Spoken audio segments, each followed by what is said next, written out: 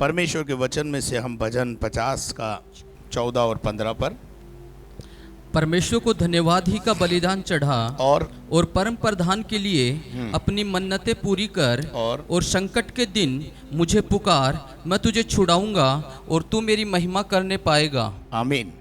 15 पद में परमेश्वर का वचन कहता है, और संकट के दिन तू मुझे पुकार। तेरे जीवन में जब संकट आए तो तू मुझे पुकार।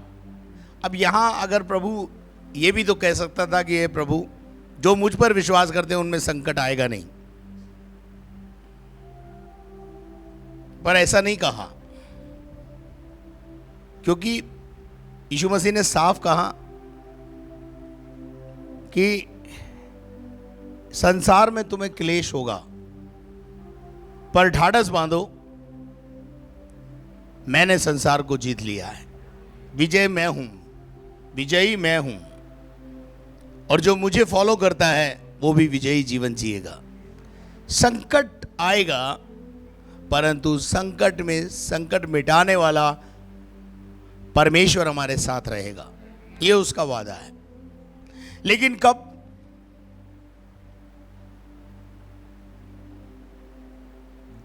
भजन 91 का 14 में लिखा है, यदि तू मुझसे प्रेम करे,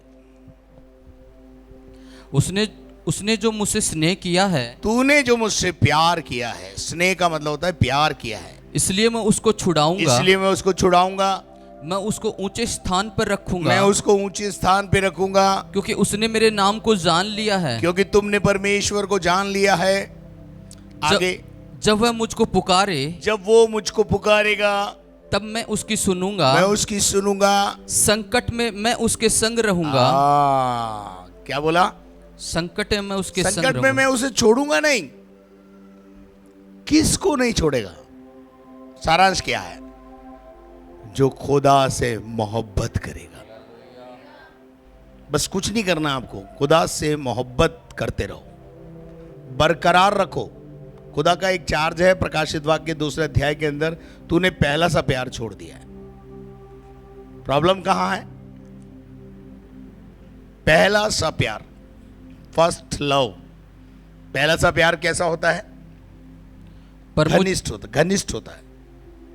परमेश्वर आज भी आपसे एक डिमांड करता है कि मुझे तुझसे पहला वाला प्यार चाहिए, पहला स्थान मेरे को जीवन में चाहिए, बस खत्म, बाकी मैं संभालूंगा, तुझे डरने की जरूरत नहीं है। मंदी आए, अकाल आए, आपको डरने की जरूरत नहीं है, आप बस उससे प्यार करो। एलिया के जमाने में जब अकाल आया, एलिया के पास परमेश्वर ने कहा जाके करीत नाम नाले पे बैठ जा, वहां सारा इंतजाम हो जाएगा। जब वहां पर एक दरवाजा बंद हुआ तो खुदा ने बोला जा सारपत की विधवा के घर चला जा, वहां मैंने तेरे लिए द्वार खोल के रखा हुआ है। सिर्फ खुदा से प्यार करो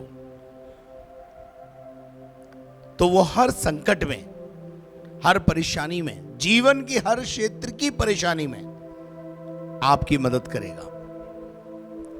ठीक है, अब हम वापस उस आयत को जरा वापस भजन 50 का 15 वापस पढ़ेंगे। और संकट के दिन मुझे पुकार, मैं तुझे छुड़ाऊंगा, मैं तुझे छुड़ाऊंगा। It is a promise of God, gentleman promise है ये, इसमें कोई इफ एंड बट नहीं है, कोई संकोच करने की जरूरत नहीं है। अगली लाइन में क्या लिखा है? और तू मेरी महिमा करने पाएगा, और तू मेरी महिमा का बयान करेगा, तेरे जीवन से मेरी महिमा होगी।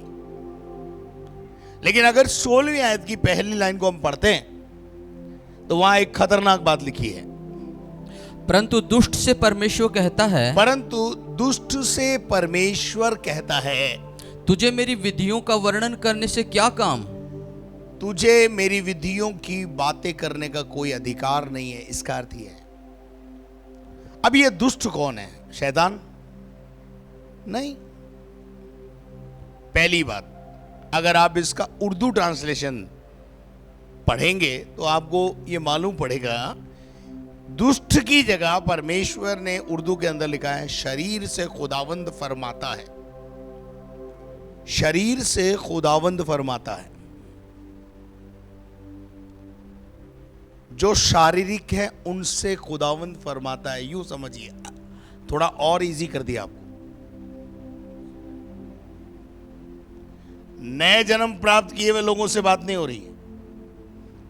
जो अब तक शारीरिक है, जिनका नया जन्म नहीं हुआ है, जब हमारा नया जन्म हो जाता है तो हम उसको बोलते हैं आत्मा में जन्म हो जाना। और जो हमारी मां से जो हमारा जन्म है वो शारीरिक जन्म है। दो जन्म है, पहला है शारीरिक और उसके बाद दूसरा है आत्मा में जन्म। निकोदेमुस से यीशु मसीह ने क्या कहा? तुझे फिर से पैदा होना जरूरी है। तू अभी तक शरीर से पैदा हुआ है, तो वो यही तो बोल रहा है कि मैं अब इतना बूढ़ा हो गया हूं, क्या मैं अपनी मां की कोख में वापस जाऊं और वापस जन्म लूं? ये कैसे पॉसिबल है? शारीरिक लोग नए जन्म की बातें नहीं समझ पाएंगे। जो शरीर से जन्मे हुए हैं वो शरीर है, और जो आत्मा से जन्मे हैं वो आत्मा है। और जो आत्मा से जन्मे हैं वो ही बाइबल समझ पाएंगे, याद रखना, क्योंकि बाइबल आत्मा से लिखी किताब है। और जब तक कोई इंसान नए सिरे से पैदा ना हो, बाइबल समझ नहीं सकता, क्योंकि यह किताब आत्मा से लिखी हुई है। इसको समझने के लिए पहले आत्मा में जन्म लेना पड़ेगा। और जब आप आत्मा में जन्म लोगे, एक देख लीजिए, बाइबल तो बहुत लोग पढ़ते हैं, दुनिया में सभी बाइबल पढ़ते हैं, लेकिन बाइबल उनको समझ में आती क्यों नहीं है जैसे आपको आ रही है? वो इसलिए नहीं आती है कि वो अन्य किताबों की तरह इसको भी बांचते। जैसे दुनिया का ज्ञान है वैसे सोचते हैं इसमें से भी ज्ञान उठा लें, और कई लोग उठाते हैं, लेकिन उससे कोई फर्क नहीं पड़ता। बाइबल से 70% प्रचार होता है, लेकिन असरकारी क्यों नहीं है? असर क्यों नहीं दिखा रहा है? क्योंकि जो प्रचार कर रहा है वो शारीरिक है। लास्ट संडे मैंने प्रचार किया। लास्ट संडे प्रचार के बाद, दोनों प्रचार के बाद, कलीसिया की हालत कैसी थी? टूटी हुई थी, आंखों में आंसू थे। क्यों? यही प्रचार, यही बाइबल से और भी बहुत सारी जगह प्रचार हो रहा है। वहां क्यों नहीं टूट रहा आदमी? वहां क्यों नहीं आंसू बहा रहा है? क्यों नहीं रो रहा है? क्यों नहीं पश्चाताप कर रहा है? दिस इज द डिफरेंस कि एक आत्मा से जन्मा हुआ व्यक्ति जब आत्मा की बात करेगा तो आत्मा पर असर होगा।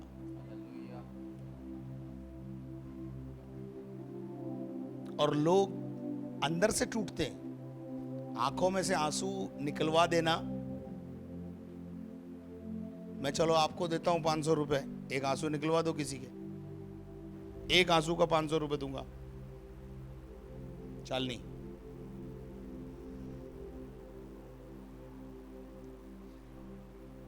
ये कोई कला नहीं है जो। एक दिन एक लड़की ने मुझे बोला, देखो ना ये पेंटिकॉस्टल कैसे क्रोकोडाइल आंसू बहाते हैं। मैंने उसको यही बात बोली, ये 500 रुपए पकड़, एक आंसू निकाल के दिखा। नहीं वो तो नहीं हो सकता। मैंने कहा फिर उनके लिए ऐसे क्यों बोल रही? उनके लिए ऐसे बोलने का तुझे अधिकार नहीं। आत्मा से जन्मा हुआ व्यक्ति, निकोदेमुस ने उस बात को समझा ही नहीं, क्योंकि वो काई से समझना चाह रहा है? बुद्धि से, शरीर से। वो नए जन्म की कहानी को, नए जन्म की घटना को यीशु मसीह आत्मिक बात कर रहा है, वो शारीरिक बात कर रहा है। यीशु मसीह ने बहुत क्लियर किया कि जब तक कोई मनुष्य जल और आत्मा से जन्म ना ले, वो स्वर्ग के राज्य में प्रवेश नहीं हो सकता। तब भी उसको समझ में नहीं आया और वो उठ के चला गया। आज बहुत सारे लोग आत्मा में जन्म नहीं ले पा रहे, इसलिए बाइबल भी पढ़ते हैं लेकिन बाइबल असर नहीं कर रही। आज लोगों के घरों में, विश्वासी जीवन में भी, मैं विश्वासियों से बात कर रहा हूं, विश्वासी जीवन में भी बाइबल का असर दिखाई नहीं देता, उसका कारण आज अपन बताएंगे। जो शरीर से जन्मा है वो शरीर है, और जो आत्मा से जन्मा है वो आत्मा है, और आत्मा से जो जन्मा हुआ व्यक्ति है वो हवा के समान है। क्या है? हवा के समान है। वो कभी यहां है, कभी वहां है, कभी वहां है। यूहन्ना के 3 अध्याय में हवा जिधर चाहती है, हवा जिधर चाहती है उधर चलती है, उधर चलती है, और तू उसका शब्द सुनता है, उसका शब्द सुनता है, परंतु नहीं जानता कि वह कहाँ से आती, वो कहाँ से आती है और कहाँ किधर को जाती है। कहाँ से आती है और किधर को जाती है वो जो तुझे कोई- नहीं पता। जो कोई, अब सुनना, जो कोई आत्मा से जन्मा है, आत्मा से जन्मा है वह ऐसा ही है। वो ऐसा ही होता है। यू कांट कॉट हिम, आप उसे पकड़ नहीं सकते। जैसे आप हवा को नहीं पकड़ सकते, ऐसे ही आप एक आत्मिक व्यक्ति को नहीं पकड़ सकते। आत्मिक व्यक्ति में दोष ढूंढने के लिए कोशिश मत करो। बाइबल में एक चरित्र है जिसका नाम है डैनियल। डैनियल के कामों में उस जमाने के लोगों ने क्या ढूंढना चाहा? दोष ढूंढना चाहा, पर मिला नहीं मिला। एड़ी से चोटी का जोर लगा लिया कि कोई खोट निकाल दें, नहीं निकाल पाए। क्यों? Daniel was a man of God. इसलिए भैया खुद का खोट ढूंढने की कोशिश करो, पादरी में खोद मत ढूंढो। हमेशा जब देखो, जब हम दूसरे में खोट ढूंढने में अपना सारा समय व्यतीत कर देते हैं, अपने खोट को नहीं देखते। कबीर दास जी भी एक बहुत अच्छा दोहा बोल गए, बुरा जो देखन मैं चला, बुरा ना मिलिया कोई।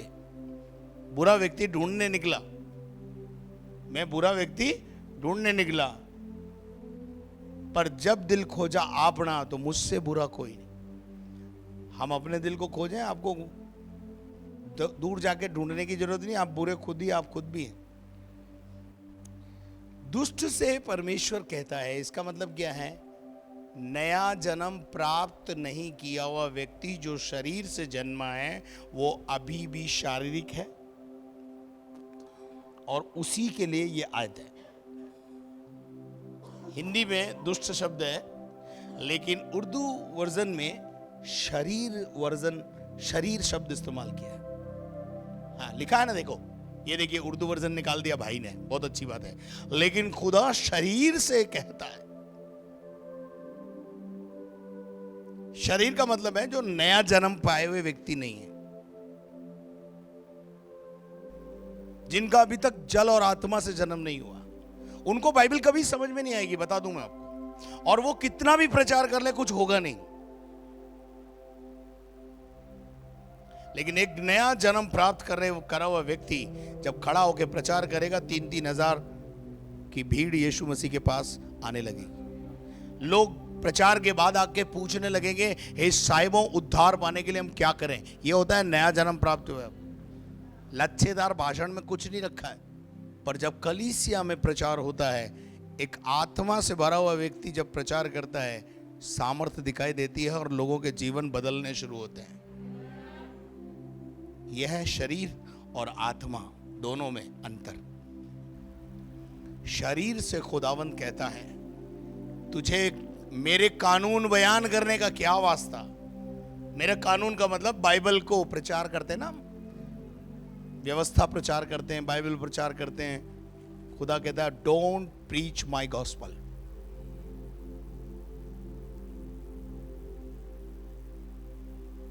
आज गॉस्पल बहुत प्रीच हो रहा है, लेकिन गॉस्पल जो प्रीचिंग है वो असर क्यों नहीं कर रही? हमने भी हजारों को गॉस्पल सुनाया, पर गॉस्पल प्रीच करने के बाद भी गॉस्पल असर क्यों नहीं कर रहा? आज समझ लो।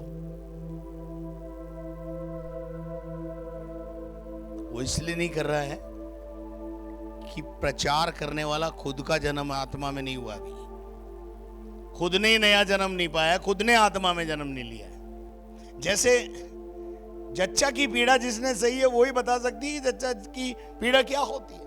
एड़ी फटने का जो दर्द है वो जिसकी एड़ी फटी हो वही बता सकता है। उद्धार का अनुभव भी वही बयान कर सकता है या समझ पाएगा जिसका खुद का उद्धार हुआ। आज बहुत से लोगों को जोश है, झील है खुदा के लिए कि मैं भी कुछ कर गुजरूं, लेकिन बुद्धिमानी के साथ नहीं है। पौलुस भी कहता है इस बात को कि पहले बुद्धिमान तो बन जा, पहले बुद्धि का तो इस्तेमाल कर, पहले खुद तो नया जन्म पाले। मैं कहीं भी गिरूंगा उठा के लाऊंगा,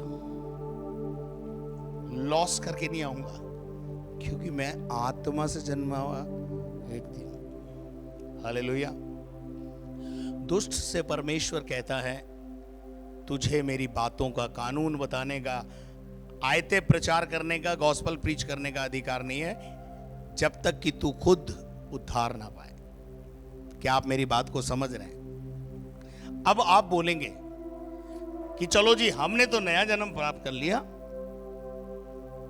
और अब हमें तो अधिकार है। नहीं नहीं नहीं, अभी ठहरो।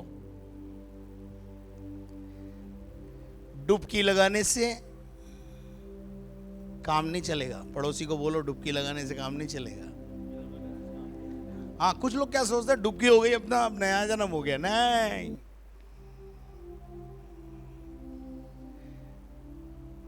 डुबकी तो मैंने भी ली है, आपने भी ली है, पर आप में और मुझ में क्यों अंतर है? अब उस अंतर को अपन ढूंढते हैं। आप चाहते हैं वो अंतर ढूंढे?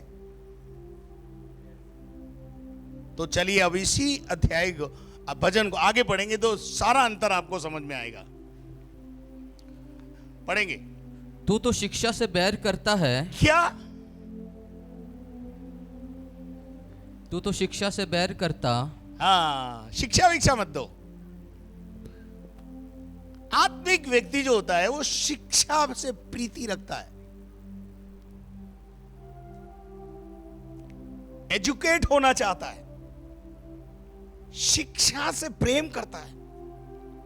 और हम बाइबल अध्ययन से कितना प्रेम करते हैं वो देख लो आप। लगा दिया ना थर्मामीटर, अब बुखार कितना है वो आप देख लो। डुबकी के बाद नया जन्म हो गया, उसके बाद भैया और भी परवरिश में और भी चीजें हैं, नहीं है? बच्चा पैदा होते डुबकी लगने, मतलब नहला धुला करके उसको कपड़े पहनाने के बाद मालिश शुरू होती है, वर्जिश होती है, फीडिंग है, समय समय पर फिर लिक्विड है, लिक्विड के बाद सॉलिड है, तभी तो आदमी शरीर में फूलता है। शिक्षा पाने में हमारी क्या है? हम लूज हैं पूरी तौर से। हमने खुद ने शिक्षित नहीं हुए और हम दूसरे को शिक्षित करने चले जाते हैं। इसीलिए तो मारवाड़ी में कहते हैं आधा पढ़ा लिखा आगे पूरा करेगा कोई, आधा पढ़ा लिखा घर का न खावे। मारवाड़ी की कहावत है ये। एक गांव में एक व्यक्ति थोड़ा बहुत पढ़ लेता, वही राजा होता है गांव का, भले वो छठी पास हो, वो आधा पढ़ा लिखा है, लेकिन सबको जैसे चलाएगा वैसे चलते हैं। शिक्षा से बैर करता है और मेरे वचनों को तुच्छ जानता है। एक ही आयत में दो चार्ज हैं, ये चार्ज हैं आपके खिलाफ। शिक्षा से बैर करता है और मेरे वचनों को तुच्छ जानता का मतलब हल्का लेता है। आज हम वचन को कितना भारी लेते हैं, क्या कितना अपनी लाइफ में वैल्यू देते हैं, कितना वैल्यू है आपके वचन की, आपके जीवन में कितनी अहमियत है। जो अच्छी है उसको हमने ग्रहण कर लिया, जो हम अच्छी नहीं लगी हमें, कुर्बानी की बात, बलिदान की बात, सेक्रीफाइस की बात, सादगी की बात, ये हमें अच्छी नहीं लगती है। तो वचन की ना नहीं है। तो पहली दो बातें आपको इस 17वीं आयत में मिली है। जो शरीर में चलता है, इसका मतलब यह है वो शिक्षा से बैर करता है और वचन को हल्का जानता है। ऐसे व्यक्ति को प्रचार करने का, सुसमाचार सुनाने का, बाइबल की प्रीचिंग टीचिंग देने का अधिकार नहीं है। नहीं तो खुदा एक ही बात पूछेगा, तुझे मेरी बातों का बयान करने की जरूरत क्या है? तू खुद तो चलता नहीं है, तू खुद तो फॉलो करता नहीं है, तू खुद तो वचन को हल्का मैं वचन को बहुत बारीकी से पढ़ता हूं और महत्व देता हूं। मेरे लिए वचन ही सब कुछ है। मेरे लिए वचन ही सब कुछ है। आपके लिए सब कुछ है, पर मेरे लिए, मेरे जीवन के लिए, मेरे जीवन का आधार वचन है। और वचन के अंदर लिखा है भजन 138:2 में, उसने अपने नाम से ज्यादा वचन को महत्व दिया है। आदि में वचन था, वचन ही परमेश्वर है। तो जो वचन को महत्व देता है वो परमेश्वर को प्रेम करता है। वचन को हल्का मत लो, वचन भारी है। बोलो वचन भारी है। पड़ोसी को बताओ वचन भारी है, वचन में दम है। आमीन, हालेलुया। चलिए अगली आयत को पढ़ते हैं। जब तूने चोर को देखा, जब तूने किसको देखा? चोर को देखा। अब चोर कौन? आत्मिक जगत में चोर कौन? संसार में तो अपन देखते हैं भाई मकान का ताला तोड़ करके चोर चोरी करके ले गया, पर आत्मिक जगत में चोर कौन? दशवांश नहीं देने वाला हमेशा दूसरे को जो दशवांश देना चाहता है उसको ये सिखाएगा देने की जरूरत नहीं है। चोर चोर मुसेरे भाई हो जाते हैं और देने वाले को तुझ जानते हैं। बोले पागल है, देख काय को देना रे। तो एक बात सुनिए, जब कोई इंसान दशवांश देता है तो वो पास्टर को नहीं देता है। ये मैं आपको बिल्कुल क्लियर कर दूं, वो खुदा को देता है। कलीसिया में अगर कोई दशवांश देता है तो वो खुदा को दे रहा है। उसके बाद खुदा का और पास्टर का कार्यक्रम शुरू होता है। उस दशवांश को जो आपने डाला है उसका लेखा खुदा लेगा हमसे, पास्टर से, कि उसको सही इस्तेमाल कराए या नहीं कराए। और दशवांश के लिए बाइबल में लिखा हुआ है कि वो खादिमों का भाग है। क्या है? वो जो सेवा देते हैं उसका क्या है? भाग है। उसको जो भाग उसका है उसको दे दिया आपने, उसके बारे में पूछताछ क्या करना? गवर्नमेंट आपको तनख्वाह देती, तनख्वाह देने के बाद पूछती कि दूध पे कितना खर्च किया, दारू पे कितना खर्च किया? पूछती क्या संध्या बहन? बोलो है? तुम जानो, तुम्हारा काम जाने। दवाई में खर्च करो, खाने पे खर्च करो, दारू पे खर्च करो, अच्छे कामों में खर्च करो, बुरे कामों में खर्च करो, तुम जानो, तुम्हारा काम जाने। लेकिन हम विश्वासियों को बहुत नक होता है। चोर को देखा, आगे बढ़े जब, क्योंकि पूरा करना आज। चोर को देखा तब उसकी संगति से प्रसन्न हुआ। क्या हुए? चोर चोर मोसेरे भाई मिले और खुश हो गए। बोले अरे वाह यार, एक ग्रुप बना लिया उन्होंने। और धीरे धीरे उस ग्रुप को बढ़ाने की कोशिश करते हैं। क्या कर रहे हो आप? You are playing with God. आप खुदा से खिलवाड़ कर रहे हो, खेल रहे हो। चलिए आगे बढ़िए। और पर स्त्रीगामियों के साथ भागी हुआ। किसके साथ? पर स्त्रीगामियों के साथ। अब इस पे ज्यादा मैं नहीं बोलना चाहता, आप सब समझदार हैं। अपनी पत्नी को छोड़कर, या अपने, यूं कहूं पत्नी को छोड़ दो, आप अपने जीवन साथी को छोड़कर किसी और पर नजर रखना, नजर गड़ाना, उसका लालच करना। अगर हम इस मापदंड में हैं आज भी, तो हम शारीरिक है, हमारा नया जन्म नहीं हुआ है। या आप भले डुबकी कितनी लगा लो, आप एक और लगा लो भले, अभी तो शुरू हुआ है। आगे बढ़ो। तूने अपना मुंह बुराई करने के लिए खोला। नहीं, हम तो बुराई करते कहां हैं? हमारा तो नया जन्म हो गया। हमने जिस दिन से नया जन्म हुआ हमने बुराई करना क्या कर दिया है? हकीकत है क्या? सच्चाई है क्या ये? है बहन? बोलो ना। हाँ भाई लोग बोलो, क्या ये सच्चाई है? मेरे पास कोई भी व्यक्ति किसी तीसरे आदमी की बात करता है, मैं इंटरेस्ट नहीं लेता हूं। काय को लेना रे? जो आपकी बात है आप करो, आमने सामने जो खड़ा है उसकी बात करो। बुराई क्या है? बुराई की परिभाषा ही यही है, जो मौजूद नहीं है उसके बारे में बात करना। अच्छा, उसकी प्रशंसा की बात करना बुरा नहीं है, वो बुराई में नहीं है, लेकिन उसकी कमियों को बयान करना जो है ही नहीं उसके बारे में बात करने से फायदा क्या होगा, मुझे बताओ। यही तो बुराई है। खुदा इसी बात से करता है नफरत। अच्छा ये बताइए, जिस भाई की हम बात कर रहे हैं जिसमें कमी है, उसको बनाया किसने? तो अल्टीमेटली हम किस पर दोष लगा रहे हैं? इसलिए परमेश्वर कहता है मैं बुराई करने वालों के विमुख रहता हूं। उसके बाद तेरी जीभ और तेरी जीभ छल की बातें गढ़ती है। यह है शारीरिक व्यक्तियों की चाल चलन। आत्मिक व्यक्ति कभी भी अपनी जीभ को छल के लिए नहीं खोलेगा, बुराई के लिए नहीं खोलेगा। आत्मिक व्यक्ति की बात कर रहा हूं मैं। लेकिन अगर हम आत्मिक हैं तो आप अपना मापदंड निकाल के देखिए हम इस सब बातों से बचे हुए हैं या नहीं। और अगर हम बचे हुए नहीं हैं तो फिर हम शरीर में हैं माय डियर। और फिर हमें प्रचार करने का, प्रसार करने का अधिकार प्रभु नहीं देता है। पहले खुद फॉलो करें, उसके बाद हम दूसरों को फॉलो करने के लिए प्रेरणा दें। आगे, तू बैठा हुआ अपने भाई के विरुद्ध बोलता। जब भी बैठते हैं किसके बारे में बात करते हैं? भाई के विरुद्ध। कलीसिया में जितने आ रहे हैं सब कौन है? अपने भाई बहन है। उनमें कमियां ढूंढते हैं और कमियों की बात करते हैं। मैं आपसे कहना चाहता हूं, आपके पादरी में आपको कमी नजर आ रही है, आपने प्रार्थना कितनी की? उस बात के लिए क्या करना है?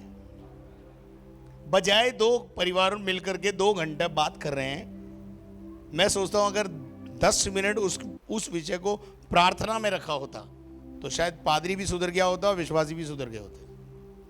क्योंकि प्रार्थना में ताकत है। प्रार्थना नहीं करके हम कुछ और करते हैं। और लिखा हुआ है विरुद्ध में बोलते हैं और अपने सगे भाई की चुगली खाता है। चुगली, इधर की बात उधर और उधर की बात इधर, और सादगी से नहीं देते हैं, उसमें नमक मिर्च मसाला लगाकर पेश करते हैं। यहां से अगर कोई बात चलेगी, वहां उस कोने तक पहुंचते पहुंचते उस बात का बतंगड़ बन गया होगा, उसका सेंस ही बदल गया होगा। क्या आप मेरे साथ हैं? ऐसा ही होता है। क्यों? जो भी मिलता है उसमें और मिर्च मसाला अपना अपना फ्लेवर ऐड करके आगे पहुंचाता जाता है। आगे बढ़िए 21 पद। ये काम तूने किया। क्या कह रहा है? ये काम तूने किया। ये काम तूने किया। कौन करते हैं ये काम? नए जन्म प्राप्त करे हुए व्यक्ति। तो वो दुष्टता की कैटेगरी में, अभी शारीरिक कैटेगरी में है। वो आत्मा से जन्मा मामला नहीं हुआ। आगे, और मैं चुप रहा। और मैं चुप रहा। अच्छा, खुदा बाप चुप क्यों रहता है? बाइबल में एक जगह लिखा हुआ है बुरे काम का प्रतिफल थोड़ा देरी से मिलता है, इसलिए मनुष्य उसे करता रहता है। क्यों? हनन्या और सफीरा की तरह अगर सजा मिले, हनन्या सफीरा के बारे में मालूम है ना? तो आप आज ही मुझे बताइए, आज सब सीधे हो जाए कि नहीं हो जाए? साल नहीं बताओ, मेरा साथ दो तो। हाँ, 1 मिनट में सीधे हो जाए ना, 1 मिनट में। पर प्रभु विलंब से कोप करने वाला, दयालु, कृपा से भरा हुआ। हमारी सोच ऐसी हो जाती है। क्यों? हम गलत काम कर रहे हैं, उसका प्रतिफल हमें हाथों हाथ नहीं मिल रहा है, तो हम उसको हमको करने में क्या कर रहे हैं? और ज्यादा रुचि लगाकर बुराई में घुसते चले जा रहे हैं। आज बुराई करें और कल हम मर जाएं, या 1 घंटे बाद हमारी मौत हो जाए, ऐसी सजा मिलनी चाहिए। आप लोग नहीं बोलते कभी कभी दुष्कर्म करने वाले को तो चौराहे पे फांसी देना चाहिए, जेल में कह को देना, चौराहे पे देना? क्यों? ताकि दूसरे भी सुधर जाएं। मैं ऐसा सोचता हूं कि हनन्या सफीरा वाला सिस्टम आज चालू हो जाए तो सपना मेरे को लगता है कलीसिया 2 मिनट में सीधी हो सकती है। एंगड़े बेंगड़े सब सीधे हो जाए, सब लाइन में आ जाएंगे।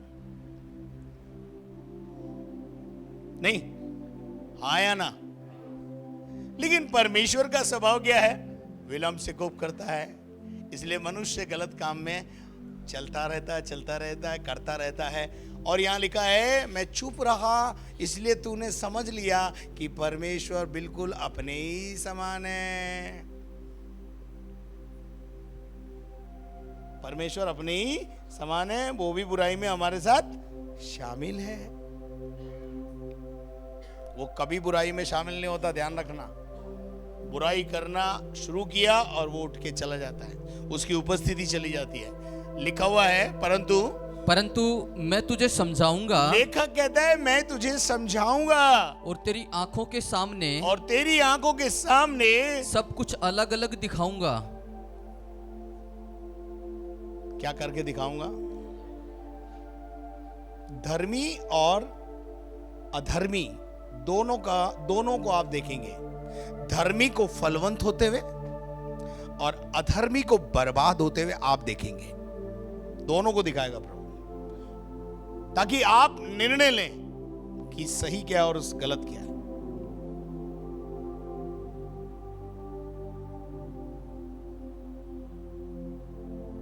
आप एक बात ध्यान रखना, अधर्मी और धर्मी दोनों को आपको दिखाएगा, वो आपको देखना पड़ेगा। आप ये सोच लो कि मैं तो देखूंगा ही नहीं, ऐसा नहीं होगा, आपको देखना पड़ेगा। एक धर्मी का प्रतिफल और प्रतिफल पाते हुए ऊंचे पे जाते हुए आप धर्मी को देखेंगे और आपको देखना पड़ेगा। और जो खुदा को पीड़ दे चुके हैं उनका असर भी आपको देखना पड़ेगा, ताकि आप समझें। आप खुदा बोल रहा है मैं उनको दिखाऊंगा, मैं उन्हें समझाऊंगा और मैं अलग अलग दिखाऊंगा। आपको देखना पड़ेगा। आप मुझे एक बात बताइए, मैं एक छोटा सा उदाहरण देकर आपको समझाता हूं। यीशु मसीह को जब बहनों ने खबर भेजी कि लाजर बीमार है, तो यीशु मसीह और रुक गया। यीशु मसीह 4 दिन के बाद जब मरियम और मार्था से मिला तो यीशु मसीह ने एक बात बोली। क्या बोली?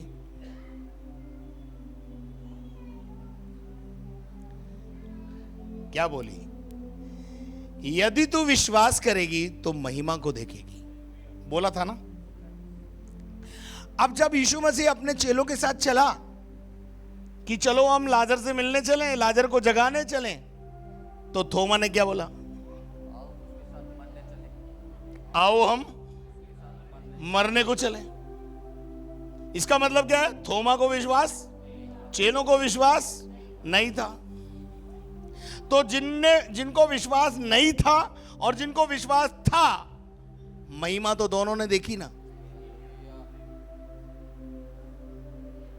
शायद थोमा बोल रहा होगा, हाय रे ये क्या हो गया, हम तो सोच रहे थे कुछ नहीं होगा, लेकिन यहां तो बहुत कुछ हो गया। और वो महिमा केवल उन लोगों ने नहीं, पूरे शहर ने देखी। देखनी पड़ेगी। अच्छा है, विश्वास करके देखो। हालेलुया। तो वहां लिखा हुआ है परंतु मैं तुझे समझाऊंगा और तुझे अलग अलग करके दिखाऊंगा। आगे 22 पद। हे परमेश्वर के भूलने वालों, हे परमेश्वर के भूलने वालों। परमेश्वर को भूल जाते हैं लोग। नया जन्म प्राप्त करने के बाद देमास संसार को प्रिय जानकर संसार में चला गया। गए कि नहीं गए? 58 चेले छोड़कर चले गए यीशु मसीह को। 70 चेले थे यीशु मसीह के। 58 चेले इसलिए छोड़ के चले गए कि ये तो शिक्षा जो देता है वो कठिन है, ये तो त्याग और बलिदान की बात करता है, लहू और मांस पिलाता है, ये बातें नागवार है, ये शिक्षा अच्छी नहीं है, हमें तो फैशन परस्ती चाहिए, ये तो फैशन नहीं करने देता है, ओढ़ने पहनने पे बोलता है, ज्यादा यहां मत खड़े हो वहां मत खड़े हो इस पर बोलता है।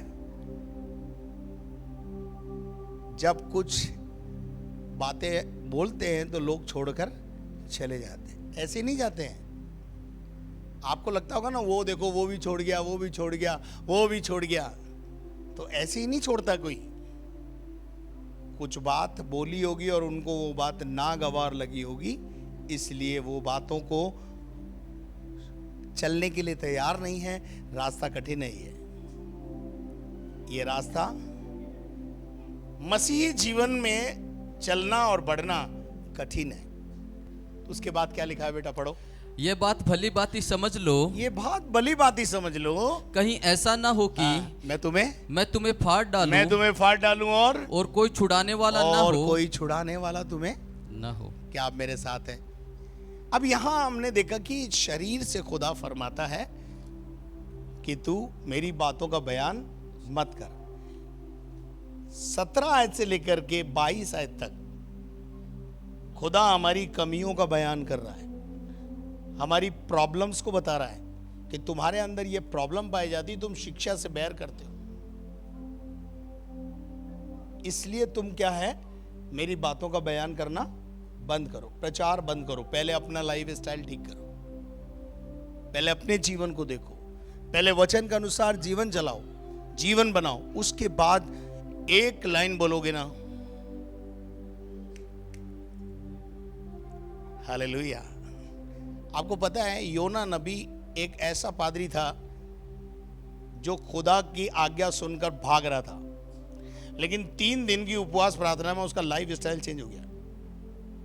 नहीं, कहां पे हुई वो 3 दिन की प्रार्थना? है अंदर मछली के पेट में। लेकिन जब वो 3 दिन के बाद जब बाहर निकला तो प्रभावशाली वचन था, प्रभावशाली वचन था। क्या वचन था प्रभावशाली? क्या था बताओ? कितना 2 घंटे का प्रचार किया उसने? सिर्फ एक लाइन प्रचार किया और उसमें पूरा नीनवे बदल गया।